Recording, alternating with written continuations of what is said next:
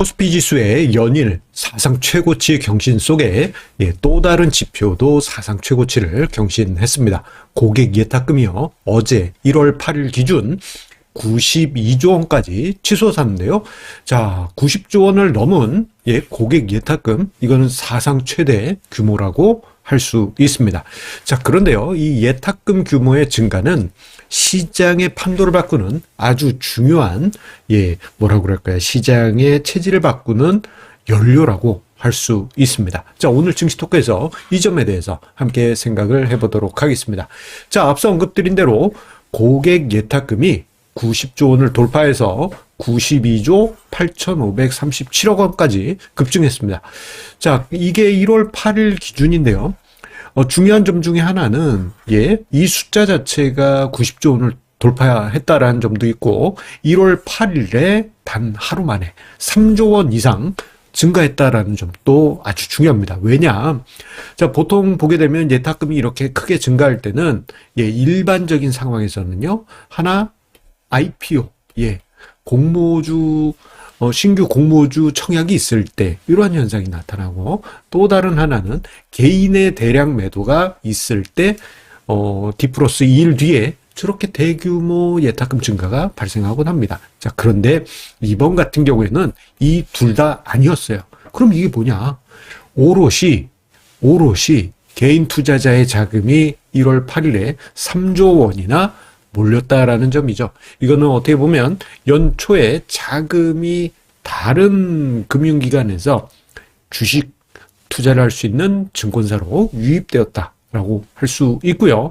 이 수준은 작년 초 대비해서 고객 예탁금이 조금 과장해서 표현하자면 거의 2배 가까이 급증한 겁니다. 지금 화면상에 고객 예탁금 2000년 초반부터 해서 최근까지 로그 차트가 나와 있는데요. 자, 보시게 되면, 꾸준히 증가를 하긴 했는데, 급증하게 된 계기가 2010년대 한 번 있었고요. 그리고 2020년에서 21년 동학개미 운동 당시, 그리고 작년부터 해서 시작된 강세장 속에 예탁금 증가가 있었습니다. 자, 그러면서 결국 90조 원을 지금 넘어갔어요. 자, 그런데 저는 보통 예탁금 이야기 드릴 때 개인 투자 자금 순증도 같이 이야기 드리죠. 이게 뭡니까?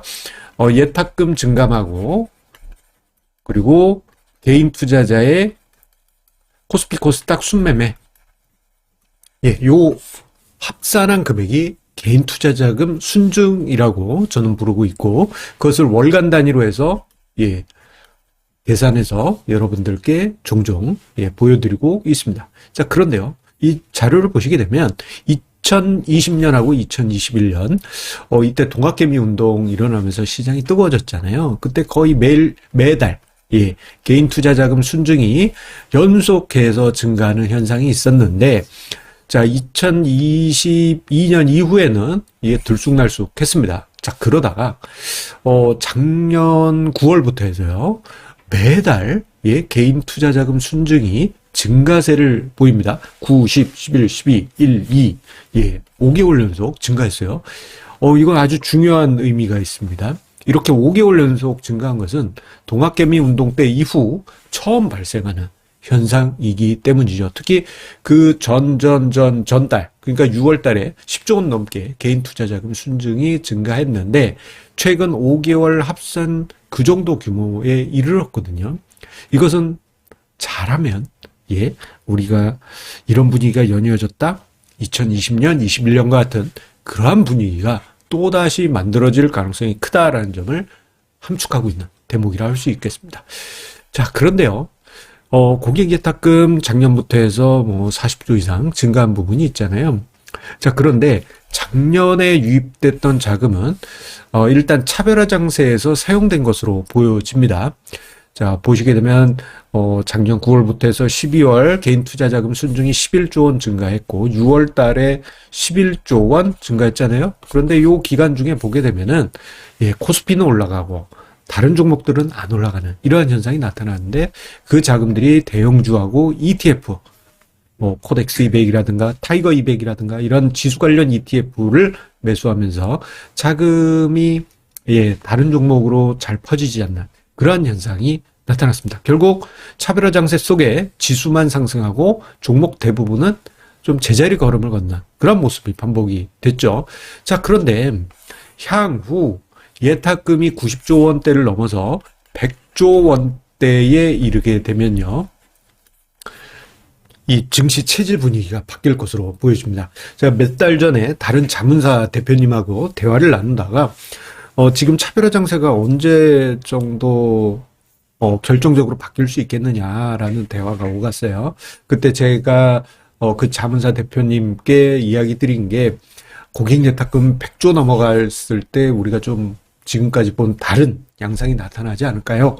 라는 그러한 의견을 냈습니다. 왜냐, 90조 원대까지는 그런대로 이전에 봤던 대형주 그리고 ETF 또는 패시브 관련한 투자를 하는 성격이 있지만, 100조 원대 근접하게 되면 혹은 그 이상 되게 되면 후발적 자금들이죠. 지수는 이미 벌써 작년 4월 이후 거의 갑절 가까이 올랐잖아요.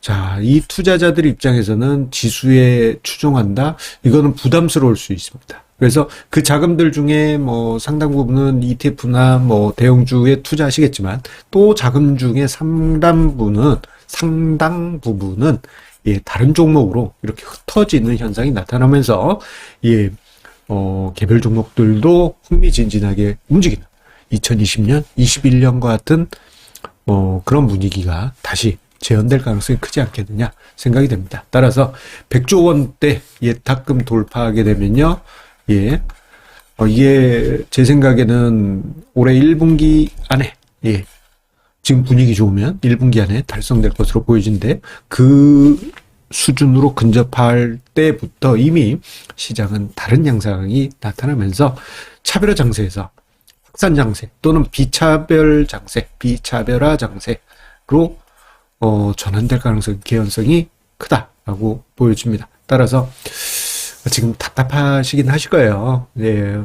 요즘 이제 투자하신 분들 중에 보면 지수 관련 또는 대형주 투자하신 분들은 여유 있게 투자하고 계시지만, 개별 종목에서 난 좋은 종목이라고 투자했는데 이게 참 어이없는 상황들이 계속 반복이 되고 있거든요. 이번 주에도 그랬죠. 어제까지도 개별 종목 패고 그 돈으로 대형주를 사니까 중소형주들 무너지고 대형주와 지수만 상승하는 현상이 반복이 되는데, 자, 만약에 예탁금이 90조 원대를 훨씬 넘어서 100조 원에 근접할수록 확산 장세가 관찰이 되고, 100조 원이 넘어가면 그 현상은 고착화되지 않을까, 그렇게 전망을 봅니다. 자, 그러한 과정 한번 기대를 해보겠고요. 자, 여러분들 주말입니다. 주말 잠깐 주식시장 잊으시고요. 편한 시간 보내시고 우리 다음 주 힘차게 만나 뵙겠습니다. 자, 이번 주에는 제가 개인적인 일들이 좀 몇 가지 집에 있었어요. 그러다 보니까 2번 쉬었는데요. 다음 주에 우리 힘차게 매일같이 다시 만나 뵙도록 하겠습니다. 감사합니다. 안내 말씀드립니다. 투자자는 금융투자 상품에 대하여 금융회사로부터 충분한 설명을 받을 권리가 있으며, 투자 전 상품 설명서 및 약관을 반드시 읽어보시기 바랍니다. 당사의 금융상품은 예금자 보호법에 따라 보호되지 않습니다. 당사의 금융투자 상품은 자산 가격 변동 등에 따라 투자 원금의 손실 0에서 100%가 발생할 수 있으며, 그 손실은 투자자에게 귀속됩니다. 주식 투자는 원금 손실이 발생하며 투자의 최종 판단과 책임은 투자자 본인의 책임하에 있습니다.